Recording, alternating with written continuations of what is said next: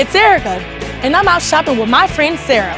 She needs to get a gift for her nephew's birthday, but she's in a bit of a spot. Andy is 7 and is fascinated with Humvees. You know, the military vehicles. She kind of promised she would get him one of his own. Yeah, I know.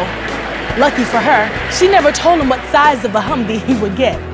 Why don't we spend a little time with scale factor and proportional reasoning to get another problem solved and get Andy the present of his dreams? Here is what we found. This is a replica of an actual Humvee, just a bit smaller. It says right here on the package that the scale is 1 to 18. That means the size of the replica is 1/18 the size of a real Humvee. Or you could say that the dimensions of the real Humvee are 18 times larger than the dimensions of the replica. I've got an idea. After we make our purchase, let's take a little road trip and I will show you something that might help make scale factor a little clearer. He's gonna love this. Here's the replica, and here's the real thing. You didn't think I could find one, did you? With scale factor and proportional reasoning, we can determine the dimensions of the real vehicle using the dimensions of the replica.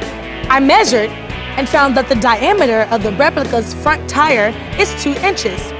The length of the front bumper is 4½ inches, and the overall length is 10 inches.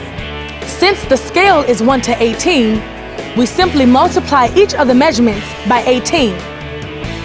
So the real tire is 18 times 2 inches, or 36 inches in diameter. The real bumper is 18 times 4½ inches, or 81 inches long. And the overall length is 18 times 10 inches, or 180 inches long. Sure enough, 36 inches. This thing is big. Scale factor works both ways.